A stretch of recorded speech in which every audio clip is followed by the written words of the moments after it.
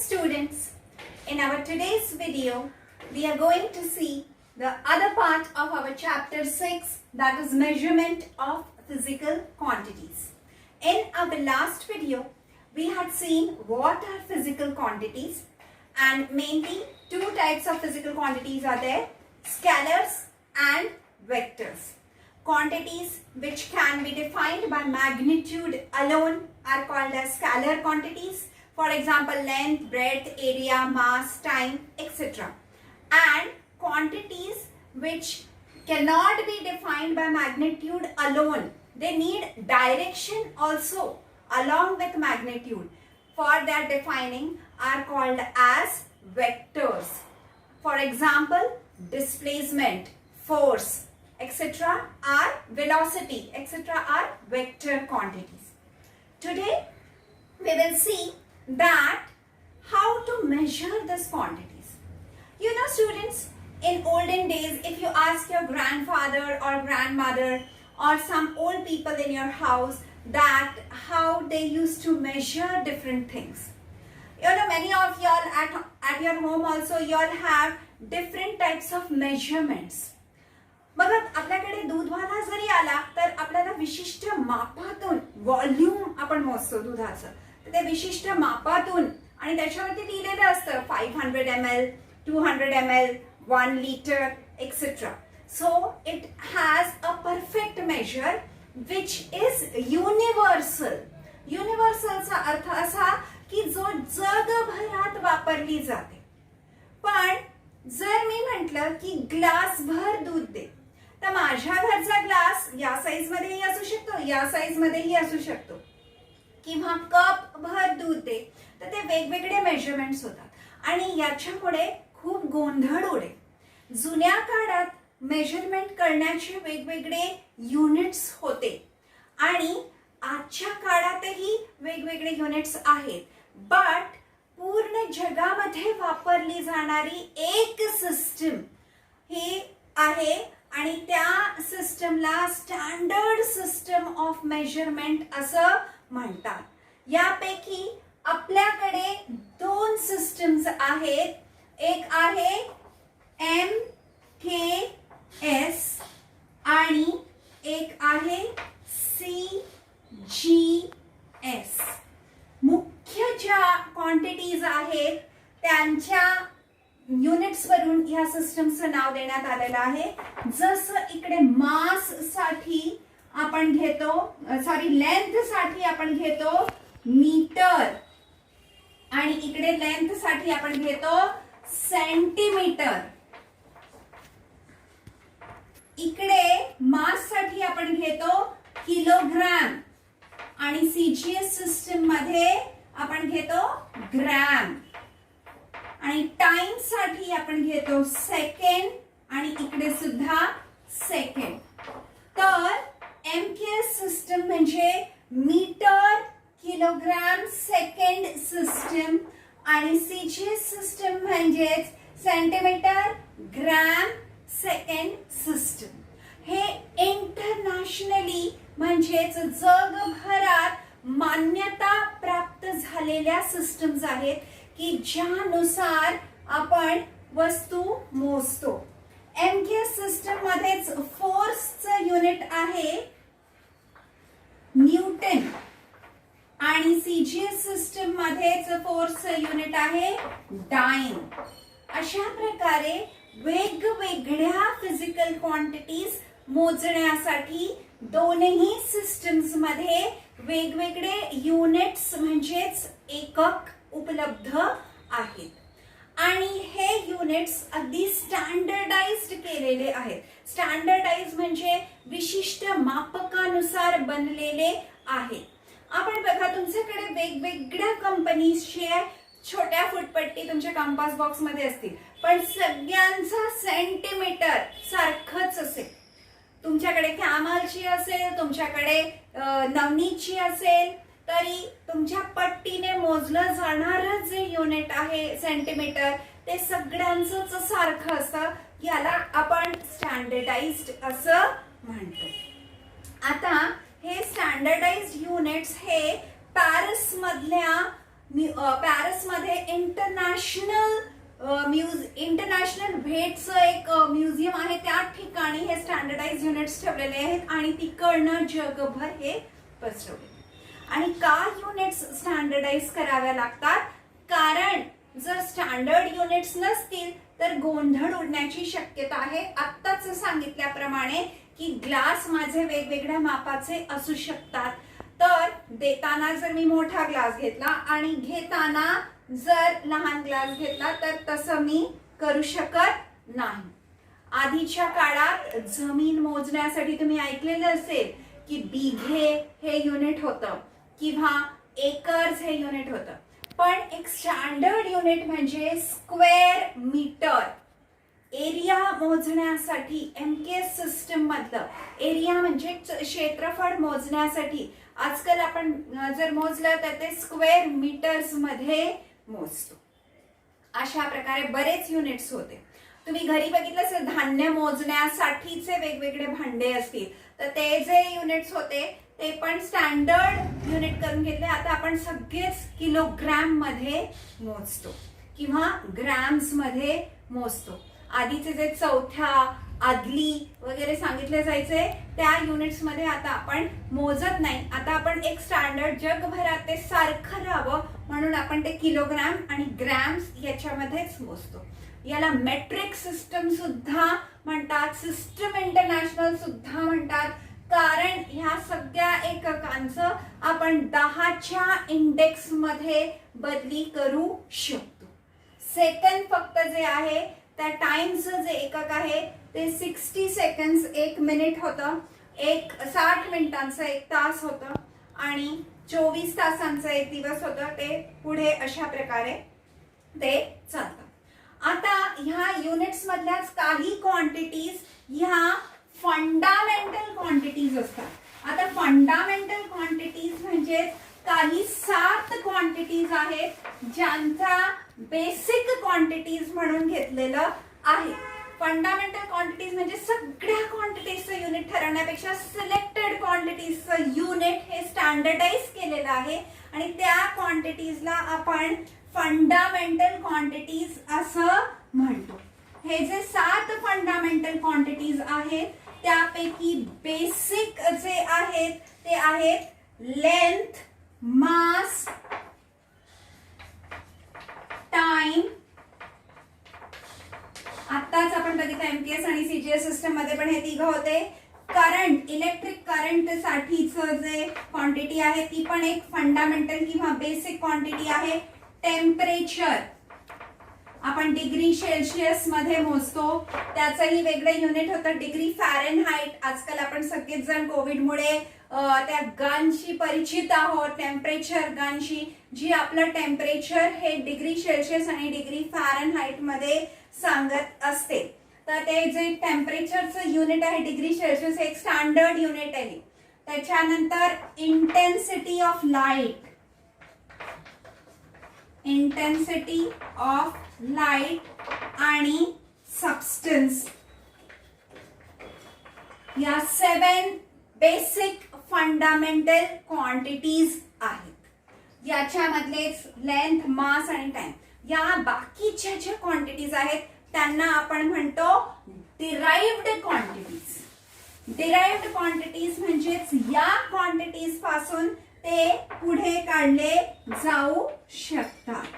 आता derived quantities मध्ये area, आता जे मी बोलले ते एरिया हा एक डिराइव्ड क्वांटिटी होऊ शकतो. स्पीड, स्पीड तुम्ही सगळेजण बघता, तुम्ही मोटरसायकल किंवा कार चालवता तर स्पीड मोजता, तर ते जे स्पीड आहे ती जी आपण कसं मोजतो मीटर पर सेकंड और किलोमीटर पर सेकंड, किलोमीटर पर आवर. तर त्याच्यामध्ये 2 फंडामेंटल क्वांटिटीज येतात, एक लेंथची आणि एक टाइमची. तर अशा प्रकारे त्यांच्यापासून हे डिराइव्ह होतं. एरिया म्हणजेच लेंथ इनटू ब्रेड्थ, तर ते लेंथ आणि ब्रेड्थ ह्या 2 फंडामेंटल क्वांटिटीज पासून ही डिराइव्ड क्वांटिटी येते. अशा प्रकारे वेगवेगळ्या फिजिकल क्वांटिटीज साठी आपण युनिट्स आहेत ते बघितले आणि हे युनिट्स स्टँडर्डाइज करण्याची गरज आहे हे सुद्धा आपण बघितलं. We saw the importance of standardization. Why it is important to standardize these units? Because if there would be no one unit, it will cause chaos. Chaos म्हणजेच गोंधळ माजेल सगळीकडे जर एक युनिट नसेल तर. सपोज तुम्ही ज्या ठिकाणी बसला आहात, आता आपण शाळेत जर असतो तर बेंच मोजायला सांगितलं असतं. प्रत्येकाचं जे बेंच मोजायला जर मी सांगितलं, तुम्हाला मी पट्टीने सांगितलं तर मी आत्ताच सांगितलंय की all your scales have the same measure centimeter.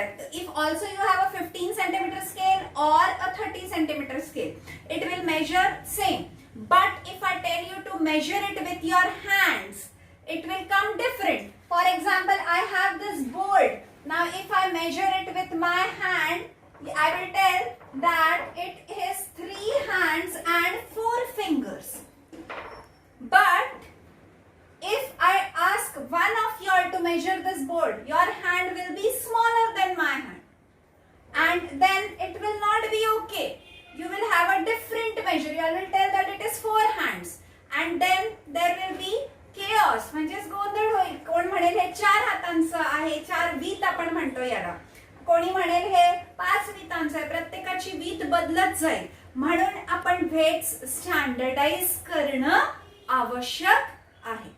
तेवढंच अंतर, डिस्टन्स मोजताना आपण पावलांनी मोजलं तर प्रत्येकाचं पाऊल हे वेगळं असेल आणि त्यामुळे प्रत्येक म्हणेल की वेगळं डिस्टन्स येते. म्हणून आपण ते मीटर किंवा किलोमीटर मध्ये मोजतो.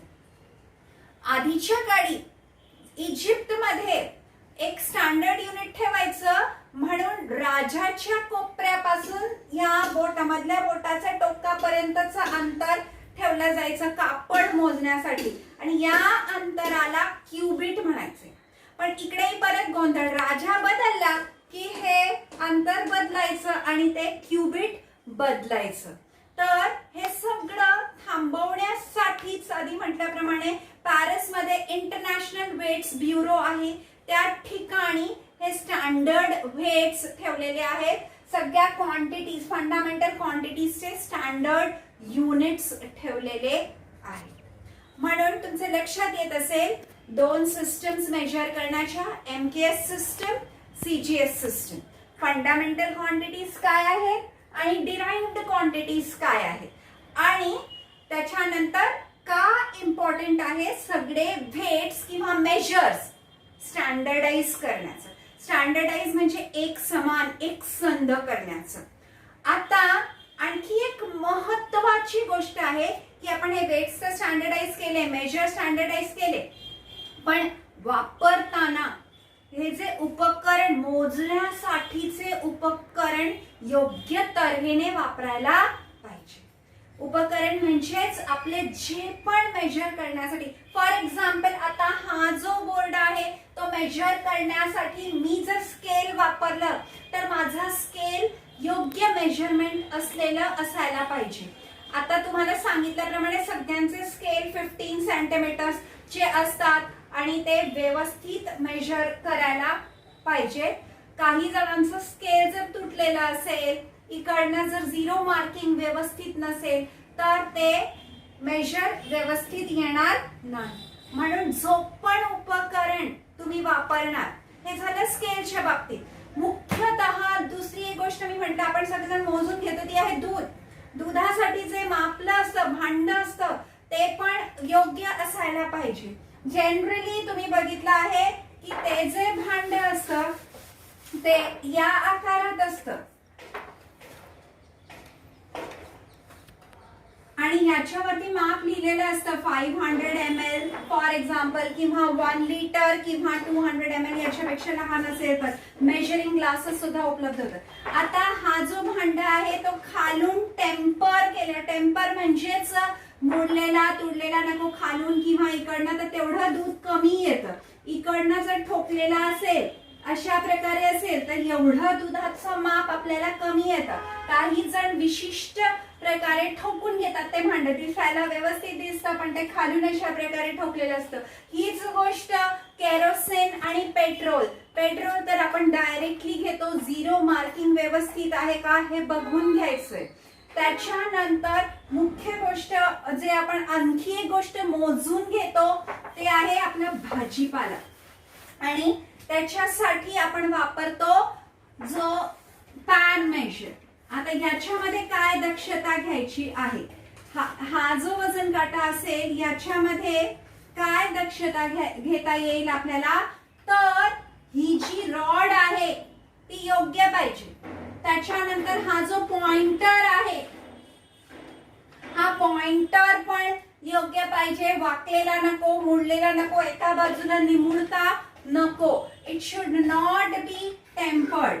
आणि when we start measuring, both the pans should be in a balanced position. एक सारखे पाहिजे. या पॅनच्या खाली काही लावलेलं नको की ज्याच्यामुळे वजन जास्त येईल. आता याच्यामध्ये वापरले जाणारे वेट्स हे सुद्धा मेटलचे आणि योग्य पाहिजे. त्यांच्यावरती शिक्का स्टॅम्प पाहिजे आणि व्यवस्थित मेजर लिहिलेलं पाहिजे. काही जण दगड ठेवतात वगैरे, तर तशा प्रकारे नको, योग्य पाहिजे. जर आपण इलेक्ट्रॉनिक, आजकाल इलेक्ट्रॉनिक वेट्स मेजर होतात, तर त्याच्यामध्ये पण काही व्यवस्थित स्टँडर्डाइज केलेलं आहे, गव्हर्नमेंटने अप्रूव्ह केलेलं आहे, हे तुम्ही लक्षात घ्यायचं आहे. आता हे लक्षात आलं की हे आधी मोजताना हे स्थिर ठेवा. त्याच्यानंतर ह्या दोन्ही जे आहेत पॅन्स ते बॅलन्स्ड पाहिजेत. त्याच्यानंतर कोणत्याही पॅन मध्ये कमी जास्त वजन नकोय. काही वेळेस इकडे जास्त वजन अडकवलेलं असतं, तशा प्रकारची काही केलेलं नकोय. त्याच्यानंतर याच्यामध्ये वापरले जाणारे जे वेट्स आहेत ते पण स्टँडर्ड पाहिजेत, ते मेटलचेच पाहिजेत, वुडन किंवा स्टोन नकोय. So you are understanding that how it is important to use accurate measures and weights for measuring things. आपल्याला हे भाजी वगैरे याच्यामध्ये कळत नाही, but when we have to measure very valuable articles, valuable म्हणजे खूप महागातले आर्टिकल्स मेजर करायचे असतात, जसे गोल्ड वगैरे, त्या ठिकाणी तुमचं जर मेजर ॲक्युरेट नसेल तर थोड्याशा फरकानेही अमाऊंट मध्ये बराच फरक पडू शकतो. हे सगळं रोखण्यासाठी तुम्हाला सगळ्यांनाही माहिती पाहिजे की ते गोल्ड कोणत्या युनिट मध्ये मेजर करतात, त्याचं मेजर योग्य आहे की नाही, हे सगळं तुम्ही व्यवस्थित बघाल तर तुमच्या लक्षात येईल. त्याच्यानंतर आता तुम्हाला व्हॉल्यूम मेजर करण्यासाठीचे भांडे कशा प्रकारे, टेम्पर म्हणजेच मोडले तुडले जातात की ज्याच्यामुळे वेट मध्ये थोडासा फरक पडतो. आता थोडासा फरक हे मोठ्या अमाऊंट साठी खूप जास्त होऊन जातं. 500 ml मधून जरी 10 ml काढलं तरी ते जास्त अमाऊंट साठी खूप मोठं होऊन जातं. आणि अशा प्रकारे तुम्हाला इम्पॉर्टन्स ऑफ ॲक्युरेट मेजरमेंट्स लक्षात येत आहेत. आणि याच्या पुढे तुम्ही सगळेजण योग्य मेजरमेंट्स आणि वेट्स वापरणार आणि ती दक्षता घेणार असं मी समजते. आणखी एक महत्वाचं आपल्या टेक्स्टबुक मध्ये दिलेलं आहे. आताच्या दिवसात बऱ्याचदा तुम्ही ऐकतात की धरण भरलंय आणि पाणी मोजण्याचं युनिट, एक TMC म्हणून युनिट तुम्ही बघितलंय की या धरणातून एवढं TMC पाणी विसर्ग होतंय. तर ते what is TMC? TMC means 1000 million cubic feet. 1000 million cubic feet. 1000चं T, मिलियनचं M आणि क्यूबिक फीटचं C. 1 क्यूबिक फीट म्हणजेच 28.317 लिटर्स. 1 क्यूबिक फीट म्हणजे 28.317 लिटर.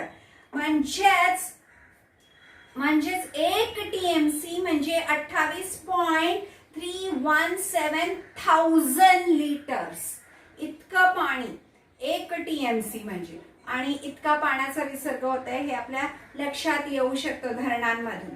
बेसिकली आपले धरण किती भरलेले आहेत, आपल्या धरणांची क्षमता किती आहे याची बेसिक माहिती तुम्हाला व्हावी म्हणून तुम्हाला हे सगळं सांगण्यात येत आहे. विद्यार्थी मित्रांनो, I hope that after getting all this information, y'all will be very alert while measuring things. You all will see that whatever instruments which are being used to measure things are accurate and perfect. The weights which are being used are also perfect, and so have happy time in measuring things at home. Now you all know that what are quantities and how they can be measured. So once again, stay home and try to measure these things from your home, different things, and understand this concept of measurement. Once again, don't forget to like and subscribe PVM e-learning channel. We will meet again with another interesting chapter in our next video. Thank you.